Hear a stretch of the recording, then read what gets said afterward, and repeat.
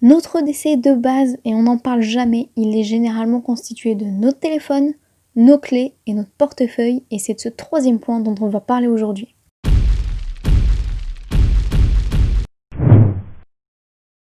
Salut tout le monde, bienvenue sur 50 nuances de DC. Aujourd'hui je vous présente le portefeuille Snap de la marque Slim Puro, donc c'est une marque allemande qui m'a envoyé le portefeuille pour que je vous la présente.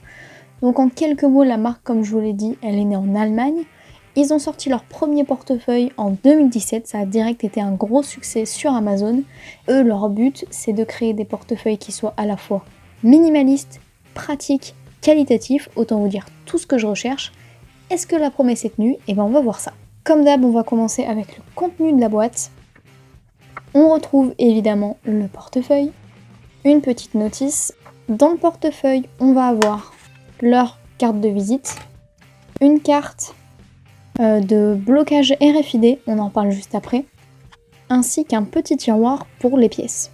Alors ils font deux modèles au niveau de la taille, donc celui-ci c'est un modèle qui est fait pour contenir 12 cartes et celui-ci pour en contenir 8. Donc vous voyez au niveau de la taille, celui-là fait 2 cm d'épaisseur et celui-ci en fait 1,5 et on est sur une carte, sur une taille de carte standard. Donc le portefeuille à l'extérieur fait 8 cm de haut par 6 de large. Au niveau du poids, tout compris, donc avec le tiroir pour les pièces et la carte de blocage RFID en plus, on est sur un peu moins de 70 grammes pour le modèle 12 cartes et un peu moins de 60 grammes pour le modèle 8 cartes. On retrouve 6 finitions au niveau de la matière que je vais vous mettre à l'écran, dont le cuir lisse que vous avez ici à droite en modèle 8 cartes et le cuir façon un petit peu fibre de carbone que vous avez à gauche sur le modèle 12 cartes et franchement ça rend hyper bien. Le boîtier quant à lui, il est en aluminium aéronautique, donc anodisé noir, et ce que j'ai pas mal aimé comparé à d'autres portefeuilles que j'avais pu tester avant, ça va paraître tout bête, hein. Tous les angles, absolument tous, ils sont arrondis. Ça veut dire déjà que dans la main, c'est assez ergonomique.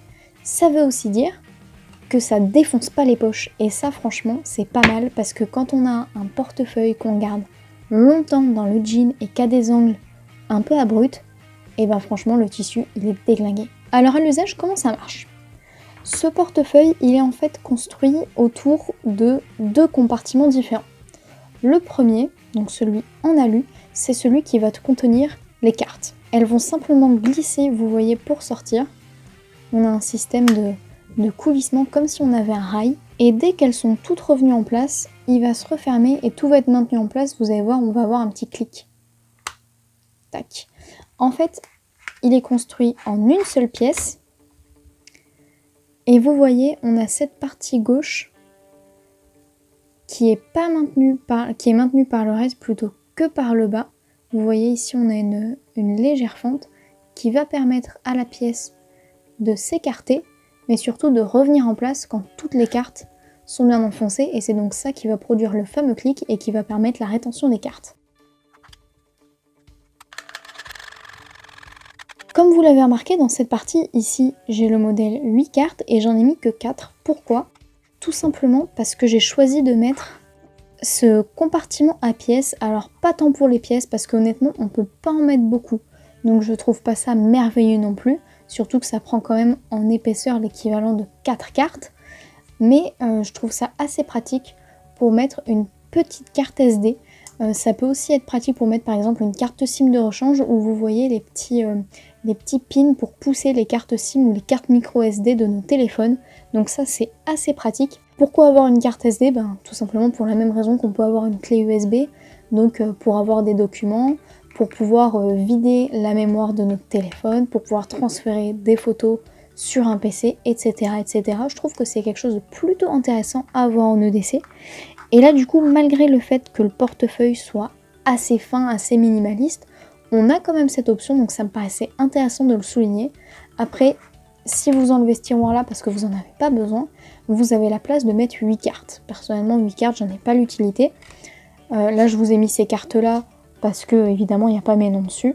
Mais en EDC, j'ai devant ma carte de transport en commun, ma carte bancaire évidemment, ma carte vitale et ma carte étudiant. Donc j'en ai juste 4, j'ai pas besoin de plus, donc ce modèle là avec le tiroir à pièces me convient très bien. On a également je vous le disais tout à l'heure, ceci qui est une carte qui va venir bloquer le signal RFID. Donc en fait protéger vos cartes d'une lecture par un tiers involontaire, non consenti. Donc ce qu'on va faire, c'est qu'on va remettre nos cartes. Donc évidemment ça prend la place d'une carte, donc on ne pourra pas toutes les mettre ensuite. Et si on la met à l'extérieur, à l'intérieur elles sont protégées entre l'aluminium de ce côté et la protection RFID de ce côté-là. Ce qui est très intéressant, c'est que cette carte, on n'est pas obligé de la mettre devant. Donc moi ce que je fais généralement, c'est que ma carte de transport, je veux la laisser dans le portefeuille puisque je vais pouvoir biper la carte à mon entrée dans les trams. Donc je mets ma carte RFID ici, comme ça ma carte vitale et ma carte bancaire sont protégées de la lecture, mais je mets ma carte de transport ici devant, comme ça ma carte de transport peut quand même être lue, mais les deux derrière sont quand même protégés. Donc je trouvais ça assez malin et je suis sûre que ça va vous intéresser. Je vous ai dit que le portefeuille était composé de deux côtés. Donc de l'autre côté, on va avoir la partie tout simplement qui est faite pour les billets. Donc voilà, tout simple. On a un cuir qui est très très fin, donc j'espère que ça va durer dans le temps. A priori, il n'y a pas de raison. Donc là, on peut mettre les billets. Moi, je mets aussi le papier de la mutuelle. Ça me paraît plutôt pas mal. Ce que j'ai bien aimé, et d'un point de vue qualitatif et durabilité, c'est que comme vous le voyez, le pression ici, il est renforcé par une petite plaque en plastique dur.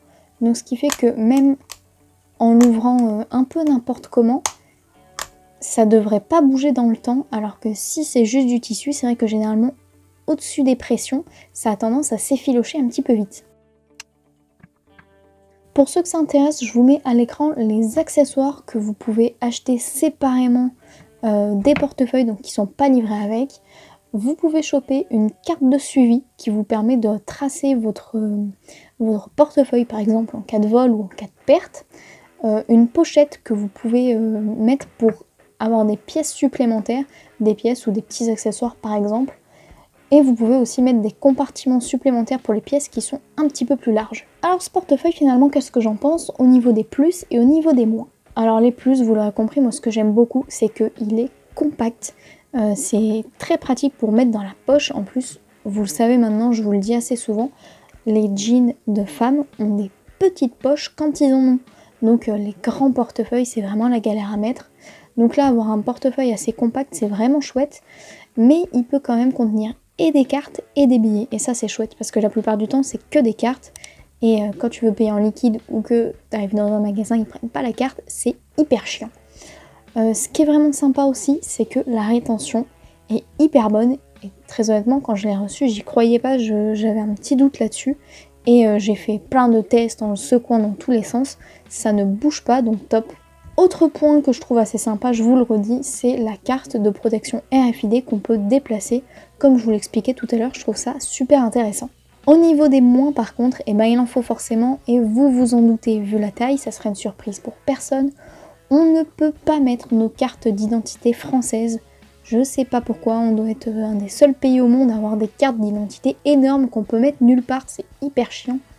Pareil pour les permis de conduire ancienne génération, maintenant ils sont au format carte bleue, mais si vous avez les anciens, ce qui n'est pas du tout impossible, forcément ça passera pas. Même chose pour les cartes grises. J'espère que cette revue rapide vous aura plu et vous aura permis, pourquoi pas, de vous trouver un portefeuille sympa et adapté à vos besoins. Personnellement, en tout cas, c'était une super découverte. Je vous mets un lien Amazon si jamais ça vous intéresse. Et on se retrouve très bientôt dans les prochaines vidéos. À la prochaine, salut!